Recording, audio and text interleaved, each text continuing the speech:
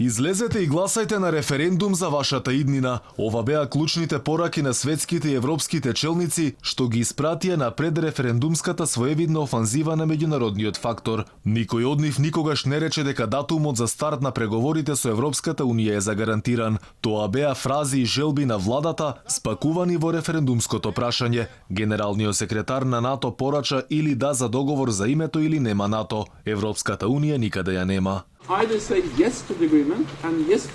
Или може ќе кажете да на спогодбата и да на референдумот и за членувањето. Идејата дека може да ја отфрлите спогодбата со Грција и да се зачлените во НАТО е целосна илузија. За австрискиот канцелар, инаку пречекан со погрешно знаме, беше важно да се гласа за на референдумот.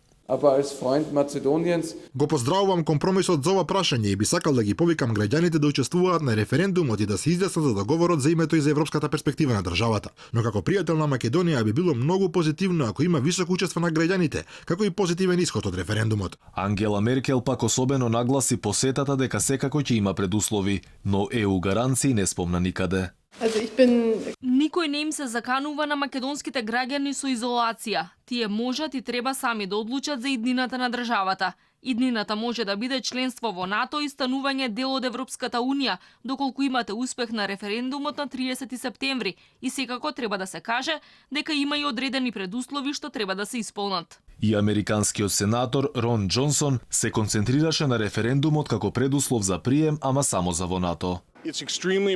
Исклучително важно е за Македонија и Грција да го решат спорот за името. Имаме двајца храбри лидери, двајца премиери кои се најдоа во тешка позиција. Ние сигурно сакаме да го поддржиме решението на овој проблем и тоа е единствениот начин Македонија да влезе во НАТО. Тоа е многу важно за НАТО и за безбедноста на Балканскиот регион и на Македонија. Ги охрабрувам сите македонци да излезат да гласаат на референдумот без разлика дали се согласуваат или не со договорот. Мора да излезете да гласате и да им покажете на вашите лидери што чувствувате. И додека светските челници охрабруваа за да се гласа, премиерот зборуваше за писмени гаранции, но на нив сега не се сеќава. Имавте една изјава пред неколку месеци дека доколку не добиеме датум, има писмени гаранции кои што сте ги добиле. Од кои се тие писмени гаранции и дали сега ќе ги активирате?